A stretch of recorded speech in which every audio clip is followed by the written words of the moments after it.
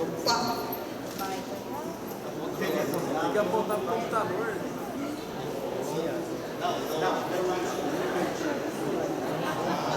Dá pra cá. Essas tecnologias eu não conheço. Mas vamos lá, né? Bom, gente, olha só. O meu papel aqui é dar as dicas aí para vocês do PS1 em matemática aí, né? Já veio outro professor aí falar aí das outros PS e eu vou falar aí de PS1. Bom, o básico do PS1 é a função, né? Tá? Tu não imagina uma prova que cai a PS1 sem função. Tudo que é PS1 tem função. E a função é uma relação muito especial. Tá? Basicamente, uma função é uma relação onde um valor se conecta com o outro. Olha só. Se vocês olharem, ó, é um valor. Conecta aqui e sai ali. O primeiro conjunto é chamado de domínio. Também chamaram de conjunto de saída. E ali o B é o conjunto de chegada. Então, ó, cada um valor aqui se conecta com um do outro, tá? Através de uma relação, tá? E aqui a gente tem as funções do diagrama. Bom, uma função é uma relação especial, tá? Não é qualquer relação que é uma função. A função é uma relação específica. Bom, se vocês olharem aqui a função, ó, temos vários exemplos aqui de coisas que são e não são funções. E a base para determinar isso é o que a gente chama do domínio. O domínio é um conjunto que sai as flechas, tá? Que a gente chama de conjunto de saída, tá? O conjunto de saída é esse aqui. Eu costumo dizer que para classificar função, a gente tem que saber que na saída, tá? A gente não pode ter bêbado nem cego. O que significa isso? Bom, bêbado quer dizer o seguinte: bêbado não pode enxergar duas, tá? Bêbado não pode enxergar dois, e cego quer dizer que não pode ficar sem enxergar. Pode olhar aqui, ó. Aqui é a função por quê? Porque cada um enxerga um, nem mais, nem menos que um. Ali aquela em amarelo não é função, por quê? Porque ali eu tenho o que a gente chama de um cego. Nesse conjunto que sai as flechas, eu tenho alguém que não enxerga ninguém, tá? E nesse conjunto aqui, quem é enxergado é chamado de imagem. Pensa, quem é enxergado é chamado de imagem, tá? Passando aqui. Bom, depois a gente tem uma coisa chamada função inversa, tá? A função inversa, pensa, se a função é um caminho, a função inversa é o caminho contrário, tá? O detalhe é que é o seguinte: para ver inversa, a função tem que ser bijetora. Tá? O que significa função bijetora? Função bijetora é o seguinte, ó. Cada um desses tem que enxergar um, e cada um desses tem que ser enxergado por um, tá? Só pode ter uma flecha para cada um, não pode repetir. Isso é chamado de função bijetora. E a inversa é a volta. Agora, isso é uma representação algébrica. Olha só.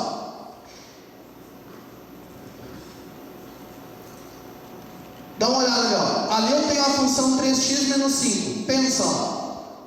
Para você classificar inverso, você tem que pensar no caminho inverso. Vem aqui com nós, olha só. O que está acontecendo ali com x? X está sendo multiplicado por 3. Na inversa, x vai ser dividido por 3. Na função original, o 5 está subtraindo. Na inversa, o 5 está somando. Então, para determinar uma inversa, é só ter um raciocínio contrário, portanto, tá? Depois a gente tem a função do primeiro grau, tá? A função do primeiro grau tem o estilo ax mais b, tá? Tanto o a quanto o b tem, digamos assim, uma coerência dentro da função, tá? Eles têm um motivo para estar ali. O a, o valor, né, o coeficiente de x. O que é um coeficiente? Coeficiente é um valor que está multiplicando, tá? O a é muito importante. Por quê? Ele vai determinar se a função é crescente ou decrescente, mas não é especificamente o a, e sim é o seu sinal, tá? Se o a for positivo, essa função aqui ela vai acabar sendo crescente, e se o a for negativo, a função ela acaba sendo por decrescente. Então não é o valor em si, e sim o seu sinal, tá? Outra coisa que o a também dá, ele dá a variação da função, tá? Por exemplo, Se o A valesse 2, se tivesse 2x, aquilo ali me diz uma coisa: para cada uma variação de x, eu vou ter duas na imagem. Se o A for positivo, variação positiva. Se o A for negativo, variação negativa. Agora vamos na função do B. O A é chamado de coeficiente angular e o B coeficiente linear. O coeficiente linear tem que função gráfica? É ele que dá a intersecção do eixo Y. É ele que diz onde a reta corta o eixo Y. Então, se o B for um valor 5, quer dizer que a reta corta Y exatamente no 5. Se o B for menos 2, a reta corta o valor exatamente no menos 2. Certo, gente? Alguma dúvida?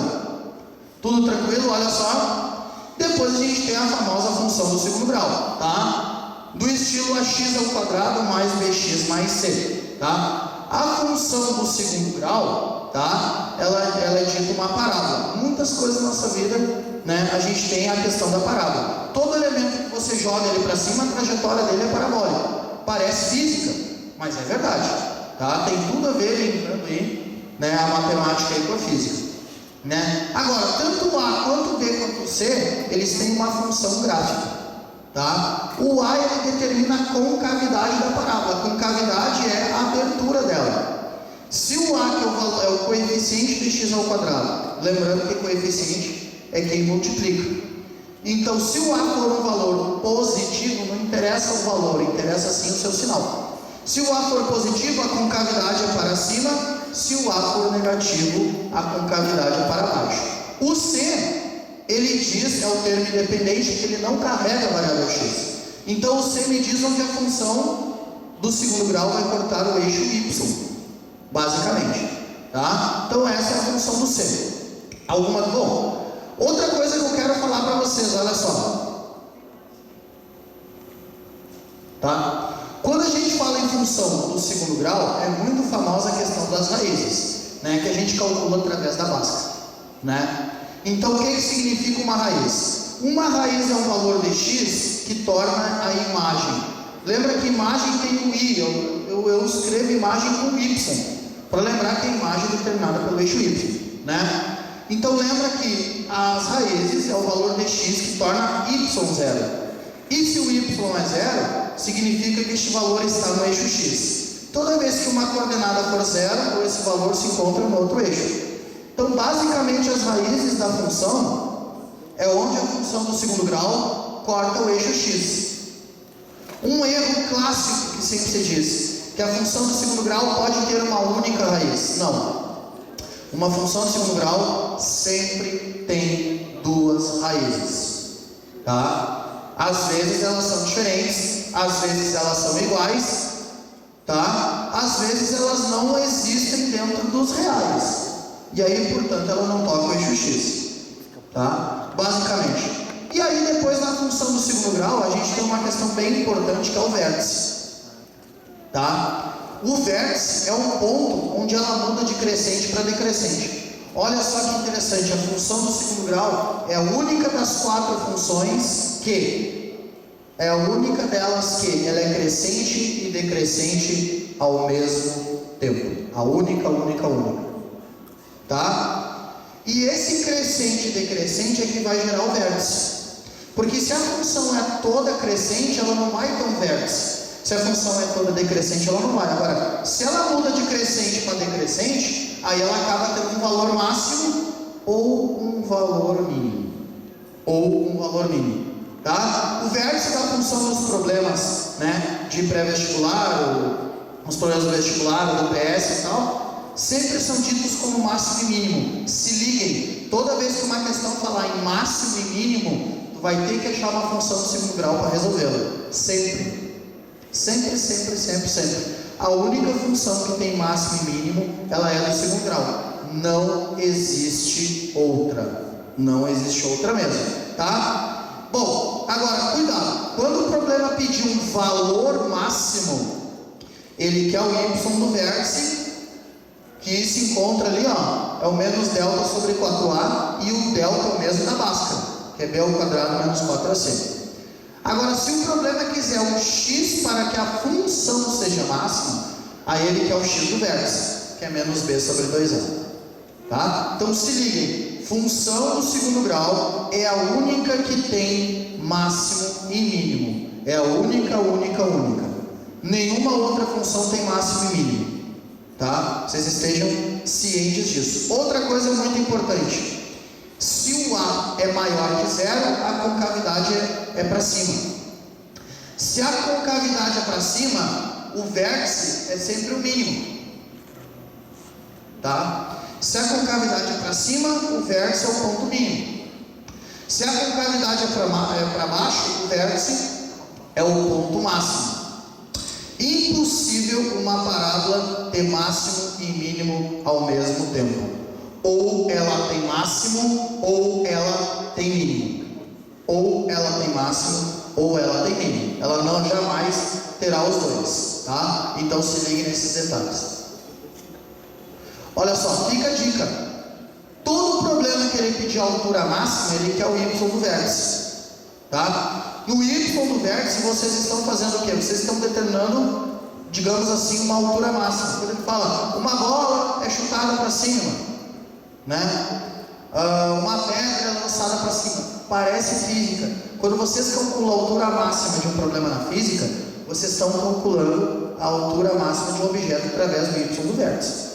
Por incrível que pareça. Tá? Então fica a dica: a altura máxima é y no vértice. Lembrando que a altura é uma valência vertical, e tudo que é vertical lembra y.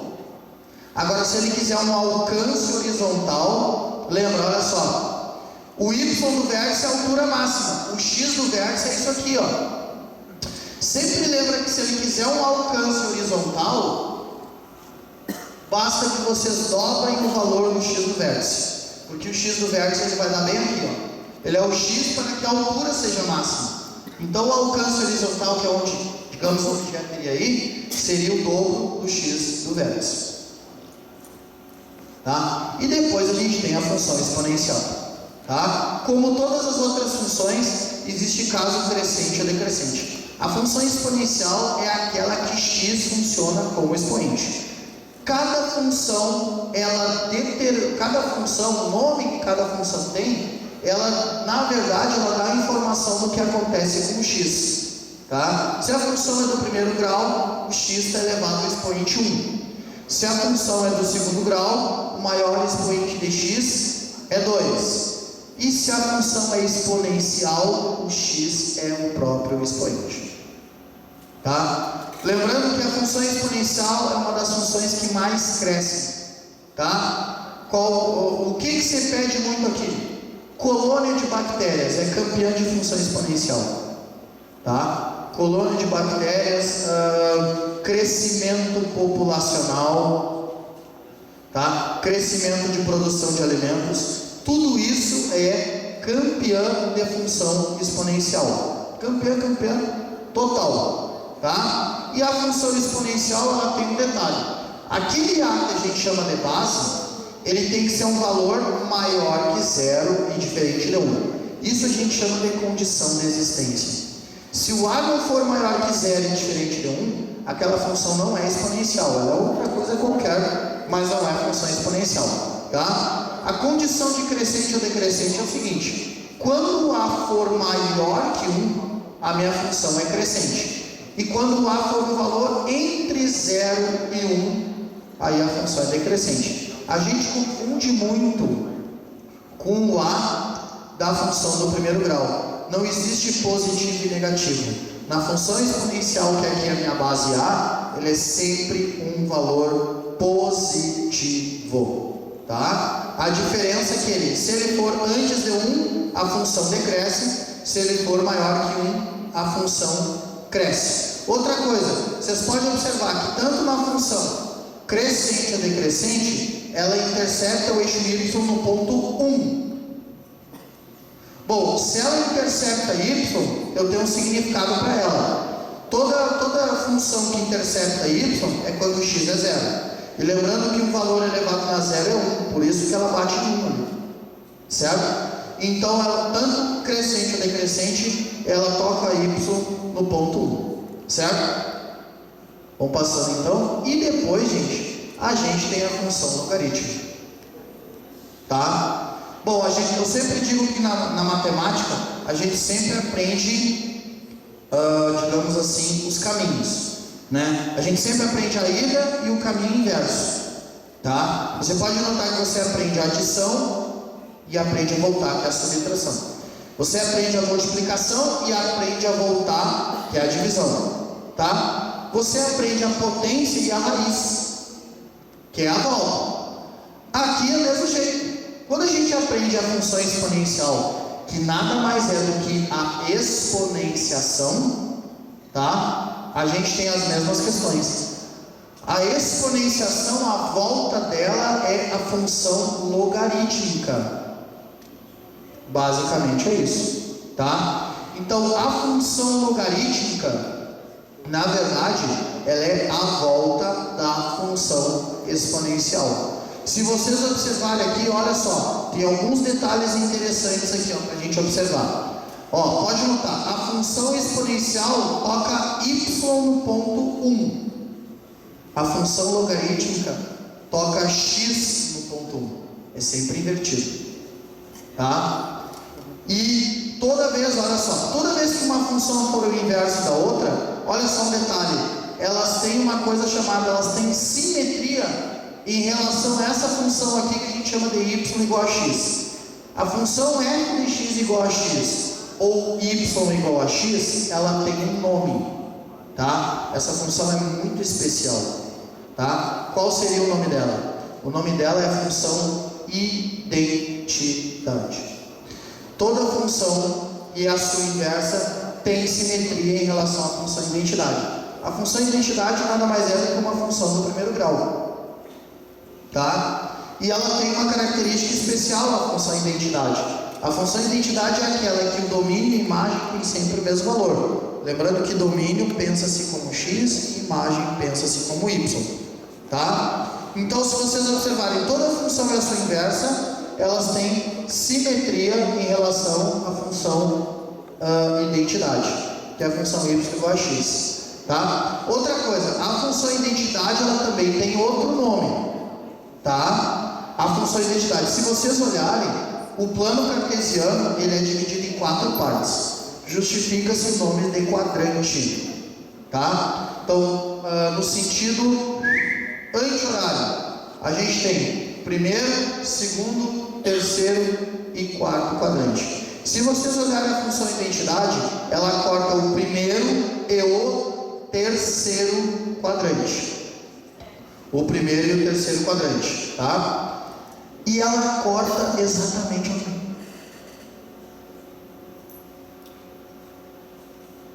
Ela corta o primeiro e o terceiro quadrante, mas ela corta certinho ao meio. Ela corta o primeiro e o terceiro quadrante. Como ela corta ao meio, toda reta que divide, toda reta que corta, lembra a palavra secção. Secção é cortar. Em duas partes, tu pode carregar o prefixo bi. Então, bisseção. Bisseção é dividir em duas partes. A função identidade também tem outro nome. Bissetriz do primeiro e terceiro quadrante. Bissetriz do primeiro e terceiro quadrante. Bi de 2 e setriz vem de secção, que é corte. Tem outro nome. Primeiro e terceiro a gente pode falar em quadrantes ímpares, né? Então ela é a bissetriz dos quadrantes ímpares. Eu me recordo de uma questão que citou a função identidade como? Ela citou a função identidade assim, ó, o lugar geométrico onde todas as imagens são iguais aos domínios. Lembra que imagem é y, repetindo de novo, imagem é y e domínio é x. Lugar geométrico é um conjunto infinito de pontos, que nada mais é do que uma reta, tá? Então a função identidade também tem vários nomes, tá? Outra coisa, na função, voltando um pouco à função logarítmica, a função logarítmica, ela tem condição de crescência e decrescência igual à função exponencial. Igual.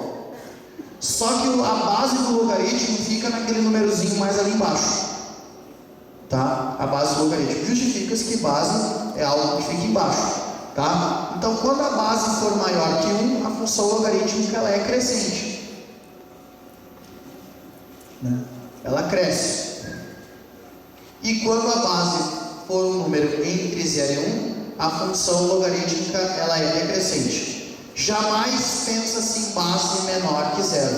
As condições de existência do logaritmo é igual às condições de existência da função exponencial. A base é sempre um valor positivo diferente de 1. Então, sempre que eu pensar em função logarítmica e função exponencial, elas estão intimamente ligadas. Sempre. Tá? Nunca a base é igual a 1. Ou ela está entre 0 e 1, que a função é decrescente, ou ela é maior que 1, que a função é crescente. Certo? Então sempre. Outra coisa, a função logarítmica também, tá? Ela é usada em bastante coisa.